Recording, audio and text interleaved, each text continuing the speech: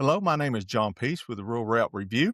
I'm here with several guests today, and the topic today we're going to talk about Southwest Virginia agriculture. Of course, me being the old person of the group, I'm going to probably talk about the history post World War II on through. I'm a fifth generation farmer myself and live on a family farm. So we'll get started today. Heather, you want to introduce yourself? My name is Heather Moses, and I am also fifth generation. My family farm is a Virginia Century farm that raises black Angus beef cattle, and we grow hay. We still end up having to buy hay. And we used to grow tobacco, but my children are sixth generation, so it's a long time. Mr. Mr. David David Brooks, Brooks, go go ahead ahead and and introduce introduce. yourself. So my name is David Brooks. I am a rising senior at the Virginia Polytechnic Institute State University in Blacksburg. I live in Washington County, also in the Bristol part of it, if you like to consider of it. I was raised on my farm. I have memories of, feeding the chickens in the chicken coop, taking care of the cattle with their feed, picking up carrots out of the ground and whatnot. And I guess to finish up my introduction, I think I'm the youngest person here. I'm about 19 years old, and I'm just happy to be here. Well, we're glad to have you here today. And last but not least, Adam, go ahead and you've done this quite a few times. Introduce yourself. Thank you, John. Hey, Heather. Hey, David. My name's Adam Murphy, Democratic candidate for Virginia's ninth district.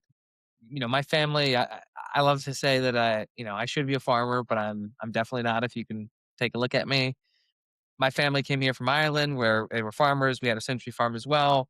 Obviously, we don't have that farm in our family anymore due to medical debt and some complications due to that. But for me, it's nice to have that family background in the rural space, but I'm really looking forward to hearing from folks who understand Southwest Virginia's rural history and their farming and ranching spaces. I think I'm really excited to kind of get into to your experiences with that and just kind of ask some questions and learn as we go. So thank you for having me. Well, of course, you've heard me speak before, and I'll give you a little bit about my history and stuff. Going back to my great grandmother and my great grandfather, who started our original farm, the Galloway place, what we call them. Their last name was Galloway. Substantial, just about a 40 to 60 acre. They did tobacco and beef, and it was a typical Southwest Virginia. And David mentioned this a little bit earlier. A survival farm, you just raise what you eat, and they raised anything. And I can remember my grandfather telling me, we raised anything you thought you could sell for $1. And give you for example, this goes back in the early 1900s and stuff. Westmoreland, or what was Westmoreland Coal, back then it was Stone Acre Coke and Coal. They had a lot of Poles from Poland, a lot of Czechs from Czechoslovakia, and even Russia. And give you for example, at Thanksgiving and Christmas, they didn't do turkeys. They did geese. Okay. So what did my great grandmother start doing? Raising geese to slaughter, and she would dress them and go up into the coal camps where the Czechs and the Poles and the Russians lived, and would sell them off of my great granddad's Harley Davidson. He had saddlebags that they would pack with ice, and they put those dressed geese, and they would actually sell them door to door up in the coal camps and stuff. So that was the kind of farming, anything you could raise. And then my grandfather, who raised me, was born in 1927, was a World War II vet and stuff. And when he came back from the war, he started working at what's our family farm now, Clinch Haven Farms. Now Clinch Haven Farms was started by a Dutch immigrant, D. Terpster, and he also had a milk processing plant. So we did not only fluid milk, we did ice cream, cottage cheese, orange drink, and we still got some YouTube videos from the 50s of the milk processing plant and coal truck. So we were not only involved in the dairy farm actually. We milked about 100 to 120 cows, which back then was considered real big. Now today, that's mom and pop. I mean, give you for example, I'm going to throw this question at one of the largest dairy farms in the United States is outside Oklahoma City. You know how many cows they milk per day? Anybody want to throw out a number? 10,000. What? Multiply Multiply that by that by 10. 10. A A hundred? 100,000. Yeah. Yeah. Outside Outside Oklahoma. Oklahoma, And they they have have one one barn barn that that is is 40 acres under roof now. So, and in China, the largest dairy farm in the world is over in China, somewhere near Mongolia and near Russia. 300 some head of cows they milk per day, 3 times a day. So That shows you the difference in, going from the back mom and pop's dairy farms throughout Southwest Virginia that milked 10, 15, 20 cows, put it in a can, sold it. As we progressed on into the 60s and 70s, the 100 cow dairy was a full time dairy throughout Southwest Virginia, and then of course now all that's gone after the dairy buyout and all that. And one thing I want to kind of give you all a little bit of history on like milk processing plant and food processing. Okay, you go post World War II, every 3 to 4 counties, even in rural counties, you had bakeries that made bread, and you would have a milk processing plant. In fact, Big Stone Gap had two milk processing plants. They had ours at Clinchhaven Farms in downtown. Heather will remember seeing pictures of Pet Dairy that had there. So, and Bristol had Pet Dairy, and then later on became Flavor Rich over there. So, Bristol, Virginia had a Now, milk processing John, plant. wasn't And there a milk processing plant on Back Valley Road at one time? Or was there was a dairy farm, but I don't know that they processed, but okay. there was. And give you a little history on milk processing plant. Post World War II, most towns had 2, 3, 4 little family grocery stores. Even Bristol, you had little family grocery stores, all over and stuff. And as you moved on into the 70s and got into the 80s, you started seeing that consolidation from family grocery stores over to the big box stores that we have now. And the same thing happened to food processing. It got consolidated. The big boys kind of took over because you don't I'm not picking on Food City. Food City is a great company, stuff, but you don't sell Food City a product. You rent space on their shelf. So you're competing. You actually bid against other people. So if you did make fluid milk, you have to outbid your competitors for that shelf space just to sell it in that grocery store. So times have changed. And with the consolidation of, the milk processing plants and food processing plants, you see the small dairies go out with the 1985 dairy buyout. So long history. If any of y'all got any questions, I'm gonna let y'all jump in and stuff. I've I was talked a gonna lot. say with the buyout, was it like spearheaded by a particular company? Was it just simply a federal policy shift? Was Yeah, it a state shift? Like what was it? and this, hey, I'm gonna do this in broad strokes because it was a very complicated thing. So, but broad strokes this was in the Reagan era of deregulation, and the dairy industry was regulated to protect family farms, to protect regions. So you had, and I'm gonna blame both parties were complicit in this on getting out of protecting regions and deregulating that industry. And the dairy buyout was, and also you also had very much like today, they wanted to spend less money on USDA on the ag program so they could spend more money on defense. And that was, Reagan was big. He wanted to boost defense spending and reduce spending on everything else. And in 1985, it was pitched, and of course, corporate America was the one really pitching. It was the dairy buyout. Let's just buy out all these small dairies and get rid I of them. see. I see. And we'll lower the cost to the federal government. We'll lower the cost to the consumer. That was the sales pitch. And of course, we know the only person that got left hanging out was rural America because we lost our local dairies. And let me tell you, dairy farming was so much different than, and I'm going to make some time here for Heather and David to talk about their family operation. Dairy was such an economic engine for rural Southwest Virginia, everything from Lee County all the way through South Side. And Washington County used to have, David, where you live, used to have 60 dairies, up to 100 dairies just in the 80s and 90s. And, dairy farming was different. They get a monthly milk check. I mean, they were the ones that were operating year round.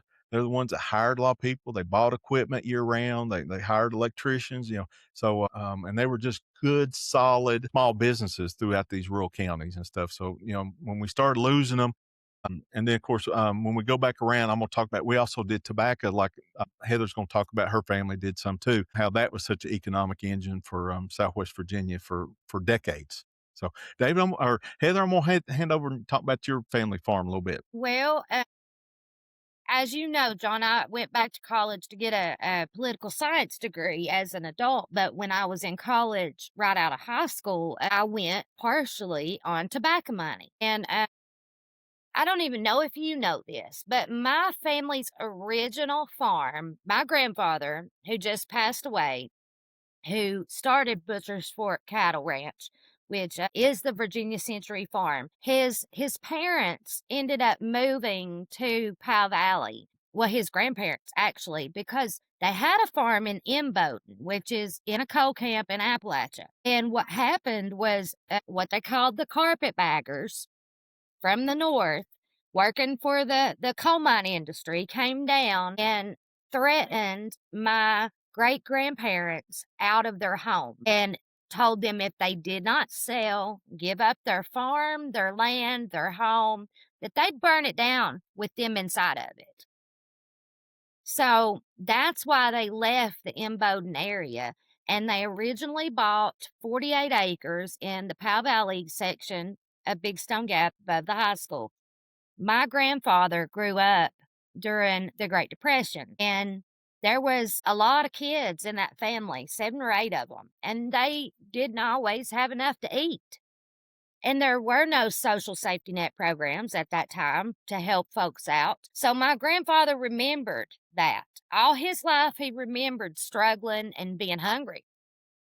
So every time when my grandfather graduated high school, he went to Virginia Tech, which was Virginia Polytechnical Institute, got a degree in agriculture. Then he transferred to Auburn, didn't stay there very long, and then went to University of Georgia Go and got his Bulldogs. veterinary. Yeah, go dogs. Got his veterinary degree. And he came back and started an animal hospital and started buying beef cattle, Black Angus beef cattle. Our bulls to this day still come from University of Georgia, have UGA brand right on the side of them. But he bought, every time somebody would have a piece of property for sale that bordered his, he would buy it. So that 48 acres grew into over 300 acres. And it is in prime real estate area. And, you know, he protected that with his life. He even had a fallout with his brother, the coach at Appalachia High School's football team, Big Daddy Riggs. And they didn't speak for years because Doc, that my grandfather, refused to sell him a piece of that farm. God love his heart. But he passed away this past March, and we're still trying to keep his legacy going. We had had issues for a few years with lots of cattle passing away. Yeah. Last summer, when I started helping out, we got in touch with Wise County Extension Office, part of Virginia Tech, started getting our hay tested before we bought it, and even the hay that we raised. Because come to find out, we were losing cows from malnutrition, even though we were feeding them all day long, because the hay didn't have the proper nutrients in it. So we ended up having to buy a supplement in a syrup form to help with that side of things. And we got that under control. We were losing a lot to coyotes. We got a donkey, and we've not lost one to a coyote this since we got the donkey last summer. And we have doubled my grandfather's herd size back up to where he used to keep it, which was between 100 and 150. We're currently right at around 125. Wow. Well, Well, David, tell us about your family history and stuff and agriculture. Yeah, of course. As we talked a bit earlier, John, we talked about how a lot of my family's farm was less about selling it and more about consuming it, eating your own product or consuming your own product. But, you know, we came, again, my family, we are, well, I was adopted, my mother was adopted by my grandmother, and I was adopted by my grandmother as well later on. But my grandmother and my grandfather's family my grandmother comes from down in Northeast Tennessee, while my grandfather's family comes from out in the coal fields like Buchanan, Lee, all of that. Uh, it's been going on for years, for decades, maybe even about, say, since, the United States was founded. But we've been there for most of America's history, just, you know, growing any produce we can and raising any cattle we can to make sure that we can eat for the winter. And it's sort of been like that for a hot minute now. And then sometimes, I believe, in the early 1900s, this guy we call Papa Brooks, who was the big man of the Brooks family, he was also the oldest because he was the father. But he had about 10 to 12 kids. Those kids were raised on the farm. They handled the cattle, they handled the produce, and they also worked jobs. Like a lot of them went to the coal mines. My uncle Randall, who's Murphy has met. He went out and served the nation in Vietnam. So it wasn't, comparable to any of, well, a lot of farmers around here, but I still say I like to say that I grew up in agriculture, especially during COVID.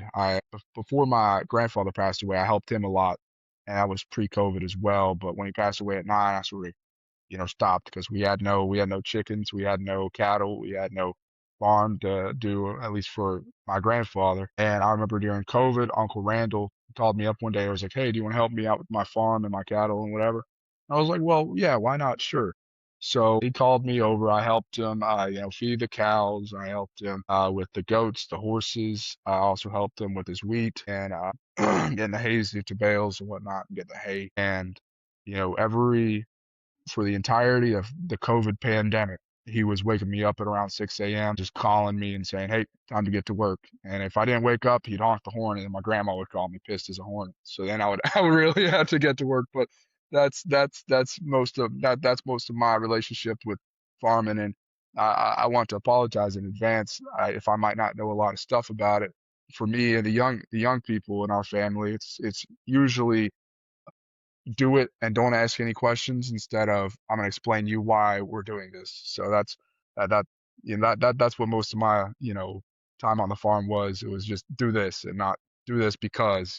You would have gotten along great with my grandfather, David, because that's what he expected. Just do what I say and don't ask any questions. Yeah.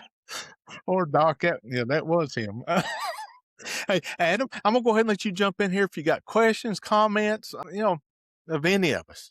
You know, Well, so I was listening on what you were saying, Heather, about I heard in Bowdoin area. What did you mean by in Bowdoin area? Because I actually have my mom's side of the families are in Bowdoins. I don't know if there's a connection in any capacity, but just was So curious. it's a coal camp, and it's right outside of the town of Okay. Appalachia. It's if you Okay. leave the town of Appalachia and you head toward Keokee, Bowdoin is the very first coal camp you'll pass through to get there, and it's on the right. But they were forced to leave that area, so they didn't have a lot of choice. And back then, that's how it was. If the mining bigwigs wanted your land and you weren't willing to sell it to 'em, they'd literally burn your house down with you and your children in it at night. and Adam, back in those days, a lot of the coal companies still had their private police forces for their Pinkerton, coal camps right? and stuff. And then, of course, you could imagine how much influence they had on the local elected sheriff with the money involved. And Imboden is named after one of the corporate executives. I can't. That last name was Imboden, though. That's where it got its name. It was one of the executives of Stone Wow. Age Coke and Coal. Yeah.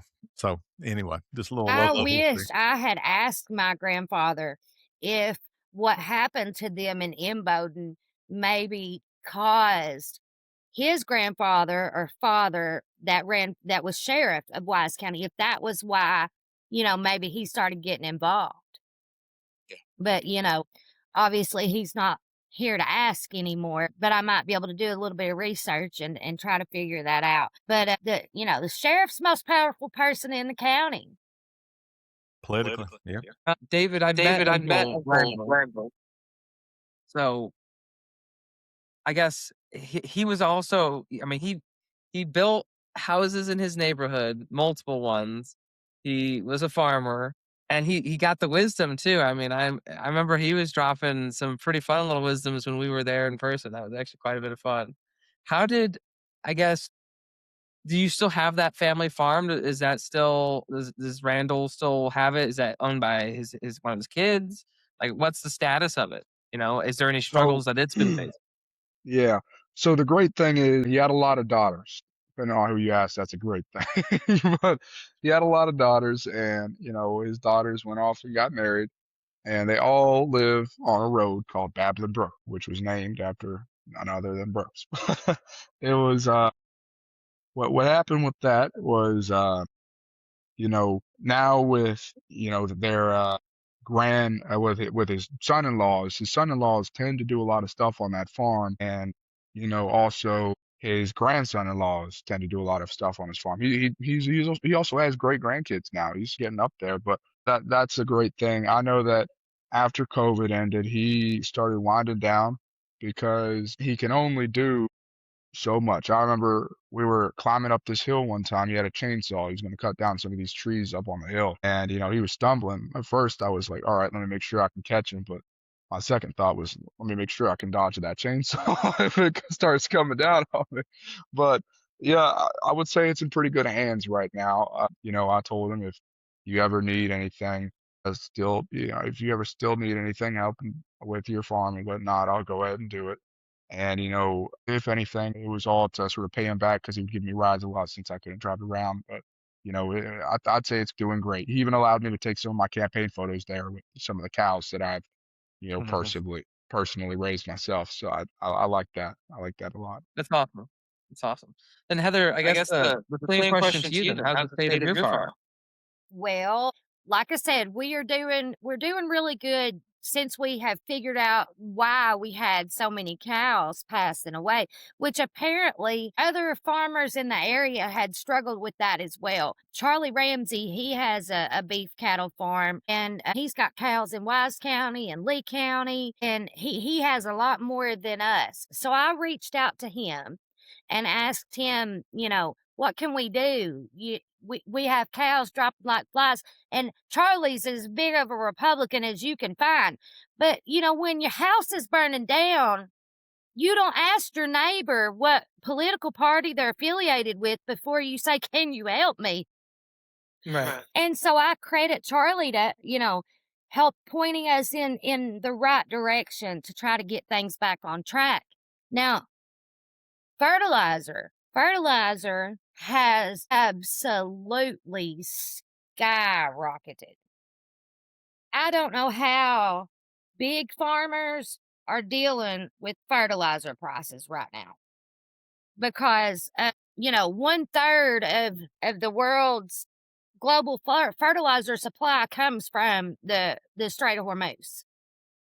So between the economic struggles that farmers went through during the first Trump administration with COVID and the shutdowns and all that to last year with the tariffs and now with the war in Iran, you have farmers that lost everything because of those tariffs. The soybean farmers, the even beef cattle farmers. China now buys soybeans from Brazil and Argentina, and they buy their beef from Brazil and Argentina. They're looking for free trade or cheap trade. And that's worrisome, not only for US farmers, but politically, geopolitically speaking, China wasn't set to outperform our GDP until 2040. But as the numbers set right now, they very well may exceed us in 2027. And their Belt and Road Initiative is their way of circumventing U.S. trading partnerships. They are building this Belt and Road Initiative to offer themselves and any other nation around the world, especially those in the South Pacific, a way to have free trade. So, that's scary. And then when you have venture capitalist groups like JD Vance's and Peter Thiel's that are buying up these bankrupt and foreclosed farms as fast as they possibly can. Yeah. It's just hypocrisy to say that they care about farmers. Yeah, Yep. and Adam, Adam, I'll add in here locally in Southwest Virginia. We had a previous congressman named Rick Boucher, who agriculture was very important to him. There wasn't a farmer even if they were a hardcore Republican, they knew if they had a problem on their farm, they could call Congressman Rick Boucher and he would help you.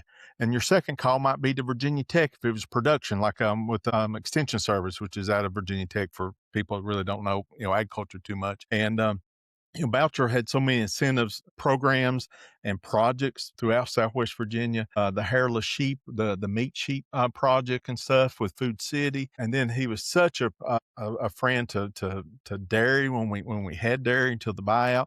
And then of course I'm going to talk a little bit about tobacco. Congressman Battle, he fought to the very end to keep our quotas, to keep that production. And I'm going to let this might be new to David, but y'all have heard me speak talking about that was a crop that you could make $2,000 per acre profit now, not gross. If you were a good farmer and you had a good year and stuff. And I can't tell you, that was the backbone of so many of these rural counties, was that tobacco money. And it wasn't so much in Wise County because we don't have a lot of farming, never had a lot of farming in Wise County. But you take Lee County, Russell County, Washington County, go on up Tazewell, you keep going. Burley tobacco was what paid the bills and made so many farmers middle class. David, hey, quick question. Did your family do any tobacco back in the day? Do you remember if your papa on? I can't say we did, but one thing I Okay. can say is God bless tobacco. Lord, do I love Yeah. it. God bless it. And and with the tobacco buyout, and even the Appalachia Regional Commission and their studies talking about how they knew when the tobacco buyout went through, it was going to be devastating for Southwest Virginia. And we've still not replaced that economic, we lost the economic engine of the dairy industry in Southwest Virginia, and then we've lost the economic engine of tobacco. And what's left is beef. And right now, if you go in the grocery store, Heather, you know this, David, sky high prices. If my grandfather was alive today, he would think we were getting rich off beef cattle. But the problem is the cost of everything else. We're drowning. Fertilizer, Heather's already talked about, but you get everything into baler twine. It's double or triple what it was just a few years ago. You get into fencing T-posts, and David, if you worked on the farm, you did fencing. All that stuff has tripled or quadrupled in price. It's Stuff that ridiculous. we used to pay $1.99 for a 6-foot T-post, and some of them are $4 or $5 a piece now. Yeah. So With See, with the beef prices, I know that's it's absolutely outrageous. Me personally, when I was a sophomore at Virginia Tech, my first semester of sophomore year, Virginia Tech gave me about $10,000 in aid to pay my rent and eat my food. And with that, I got about a semester worth of ribeyes. Never been more lean in my entire life. Now, I tried it again this semester, but the prices of a pound of burger, let alone a ribeye, has just gone through the roof. It's terrible. and a little bit of that, and the problem is farmers are getting a historically low part of that dollar out of the grocery store. And right now, there's about 3 major corporations that control the beef processing in America and stuff. We've let them consolidate down to where they control the market and everything. And same way, like when I was talking about the dairy and stuff, it's the same thing that's happened in dairy, a decade or two ago is happening to the beef industry as we speak today.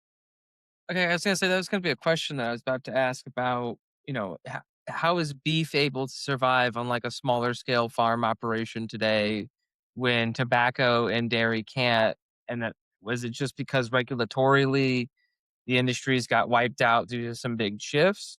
Or is it, consolidation was coming one way or the other, these shifts just accelerated that and it just quite hasn't fully hit beef yet, but it's coming. It's It's happening. coming. It's It's coming. It's active. happening as we Yeah, speak. it's active. Yeah. Yeah. Okay. Okay. The big thing is, people don't want farmland turned over into solar farms, or they don't want farmlands. Or a Let data me tell you, center, right? but there A is lot of only fear about our one. data center.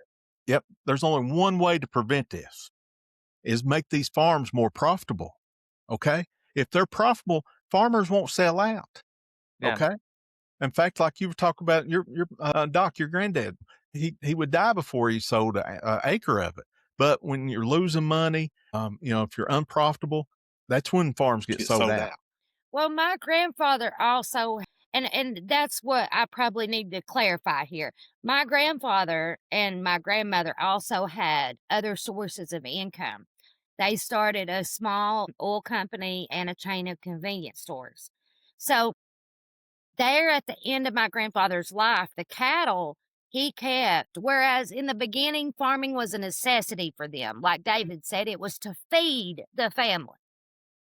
But as time went on and my grandfather was able to buy more land in order to pay property taxes on that land, he kept cattle. So that, he had other monetary means to fall back on with the stores and the oil company. Most farmers don't have that. I grew up with farmers like the Slint kids. Both their parents were teachers, and they also had a farm. They had cattle, they grew tobacco, and that's how they sent all four of their children to college. But, had they not also been teachers, they would have been struggling because even back in the 80s and 90s, it was hard. Yeah.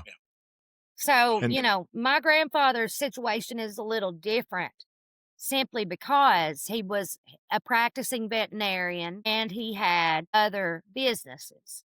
So it went from let's feed the family to let's, try to keep the land and keep the farm. And I can't tell you the amount of people that have wanted to buy that land. I know one gentleman in particular that thought, he was going to be first in line when my grandfather passed away to be able to work out some kind of deal to buy most of that farm. But thankfully, my mom has stepped up and levied a fight to keep it because, if it goes to the wrong family member, they'll chop it up and sell it. And my grandfather would roll over in his grave, like John said, he wasn't gonna get rid of his farm no matter what. But he was able and fortunate enough to have other means to survive. Not all of our farmers can do that. Typical farmers borrow everything they have to buy seed and fertilizer. And, Mhm. if the weather goes wrong and that crop gets wiped out, they're in debt. And then when you come along and slap tariffs on them that cost them their businesses, it like John said, it becomes where it's no longer profitable. There's there's no way to keep something when you're in debt up to your eyeballs and the future is there's no hope on the horizons. These people don't want to get rid of their farms. They have to. Yeah. They got no other choice. Or in some cases, that's the only retirement they got. When they get too old to farm, just because of the nature of the industry. Of course, I just wrote a recent article talking about, NAFTA and when we lost all of our small factories all through, rural Southwest Virginia. I can't tell you how important them small factories all through Southwest Virginia were for that spouse that would work that factory Yeah. job for the insurance. And, of course, they need the money. The money was good, but they mainly were working for insurance and health insurance and retirement to go along with that tobacco farm. They could make some cash money raising tobacco and beef cows. But they needed that factory job for the insurance and for the retirement. So, throughout the 90s, we just got hit with triple whammy of losing dairy and then losing factory jobs all throughout Southwest Virginia. And then, of course, losing tobacco in the early 2000s. So, If I may say, John, I And the got a mines closing on top of that. So, yeah, it was more like a quintuple whammy. I mean, it was just coming from all sides.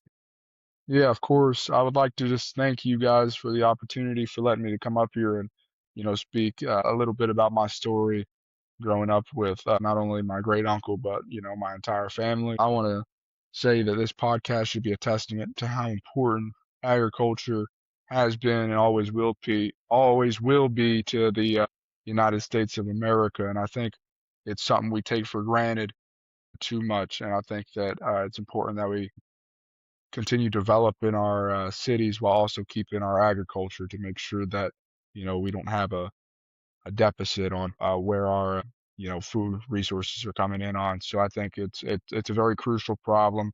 I think you could even compare it to the gasoline crisis, and I think it's something we need to be fixing up here very soon. So again, thank you, John, for letting me hop on here and speak my sense. wonderful, Dave. You have a good evening now. Good practice. Heather, I'll let you finish up. Well, I just want to take this minute to plug our candidates. Running against Morgan Griffith, we've got Adam right here with us right now. And it is time, y'all, to get a representative in Southwest Virginia that actually cares about Southwest Virginia and its people. Yeah. So thank you, Adam. And I'll kind of finish up, and then I'll let Adam speak last. Yeah. Back in the day when we had Congressman Boucher, if it's drought problems, he was first one on board trying to get drought assistance. If it was water problems, if it was, market problems, not having access. I mean, like my granddad said, if you had a problem on your farm, one of two phone calls. One, you were going to call Virginia Tech, and the second phone call was going to be calling Congressman Rick Boucher. And see, we've lost that for over a decade. And it shows when you're driving through Southwest Virginia and stuff, and you see the closed down dairy farms. And, you still see some farming, but it's such a minor part of our economy is what it used to be, especially when we had King Tobacco and everything. So, Adam, I'll let you sign off on us today. All right. Well, thank you, Heather. Thank you for sharing some of your story. David, I'm going to hear it now, but thank you as well for having shared some of it. I really appreciate that. I know how it can be sometimes hard to share things with the family or something, but it's one of those things that I appreciate it when people kind of share some of their background and history, because you can learn a lot when you can take a second to listen. And that's what this is kind of all about, trying to understand, to represent Southwest Virginia is just, you have to listen to Southwest Virginia. I have some thoughts, but kind of like if we had to summarize the issues, the way I'm seeing it is that we used to have kind of legislation and structure that supported small businesses, smaller family farms, and the way that they did business. And now it supports these big conglomerates and massive farms far more than it does anybody else. And so it kind of pushes everybody else out. And there's no way for, excuse me, there's no way for a smaller farmer to get started today unless they have that legacy. And even then, that legacy can still be pushed out with the right amount of money, right? So I'm excited because I think there's a lot of opportunity to shift things. Like, the story isn't completely written here. So even though we have struggled here in Southwest Virginia for a long time, it's not over. And we have a long road ahead of us to fix it. And that's why I'm here. I'm excited to fix it. And I'm excited to listen to ideas to fix it. But it starts by listening here. So thank you, Heather. Thank you, John. Thank you, David. Thank you for having me. Thank you. Sure will. Until next time, thank y'all now. Appreciate it. See you.